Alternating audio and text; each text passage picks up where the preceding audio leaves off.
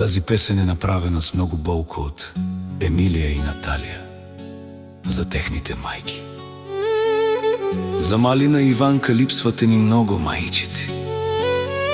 Сърцата ни са пълни с тъга. Наистина ли ви няма Малинка и Иванка?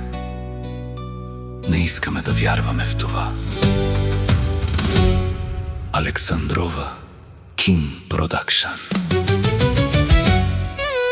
Звукът на Макс.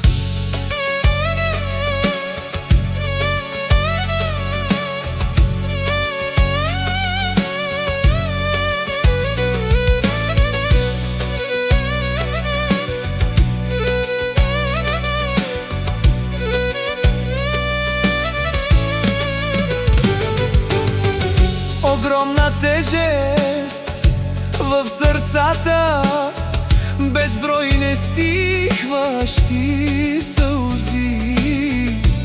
И тази болка непозната загнезди се в нашите души.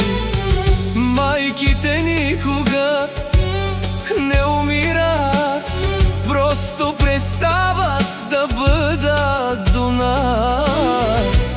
Те ни съпровождат като ангели, живеят тихо и с любов до нас.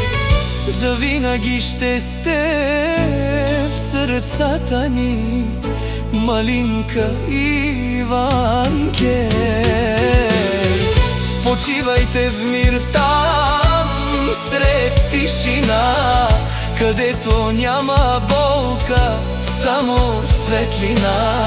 Ние ще пазим огъня, който вие запалихте, и ще помним обичта, която ви оставихте.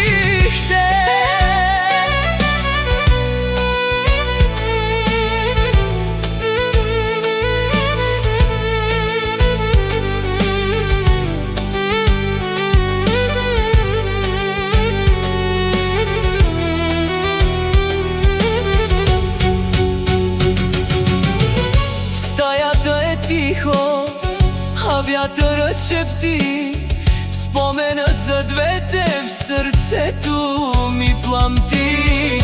Едната даде име, другата съдба, две майки, две опори в една голяма добрина. Сега е пусто тук, в този земен дом, но чувам гласовете им в тихия подслон. Спите тихо, две майки, спите в мир, две души. Вашата любов нас не ще